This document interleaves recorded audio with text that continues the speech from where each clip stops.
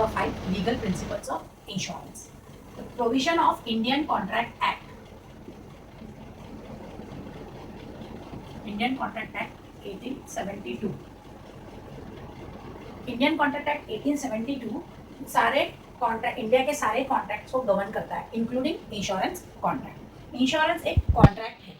Insurance contract insured and insurer के बीच में होता है. Insured means customer, policy holder,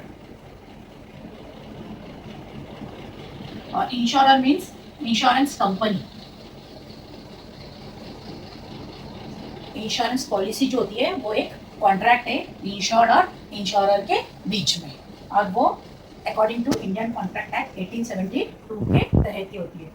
इस कॉन्ट्रैक्ट में भी, कॉन्ट्रैक्ट को भी स्टैम्प ड्यूटी लगती है और इंडियन गवर्नमेंट स्टैम्प एक्ट के तहत. अब हम देखेंगे एलिमेंट्स ऑफ कॉन्ट्रैक्ट्स. एक कॉन्ट्रैक्ट में कौन सी एलिमेंट्स होनी चाहिए एक वैलिड कॉन्ट्रैक्ट होने के लिए. उसमें है पहले offer and acceptance. Offer and acceptance means एक कॉन्ट्रैक्ट में एक ऑफर करने वाला होना चाहिए और एक एक्सेप्ट करना होना चाहिए. ऑफर होगा तो ही एक्सेप्ट होगा, तो ही वो एक कॉन्ट्रैक्ट बनेगा. इंश्योरेंस में ऑफर करने वाला कस्टमर होता है.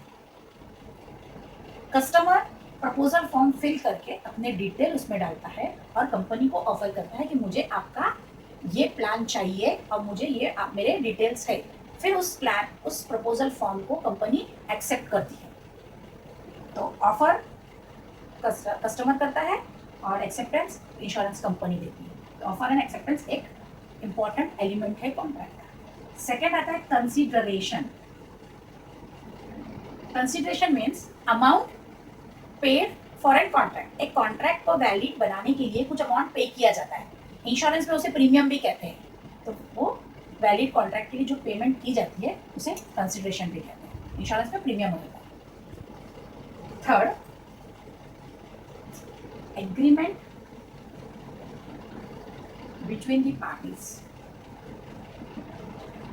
Agreement between the parties means दो पार्टीज जो होते हैं कॉन्ट्रैक्ट में, दोनों के बीच में एग्रीमेंट होनी चाहिए. एग्रीमेंट होनी चाहिए मीन्स यहाँ पे एग्रीमेंट बिटवीन द पार्टीज में, एग्रीमेंट बिटवीन द पार्टीज यहाँ पे कंसेशनस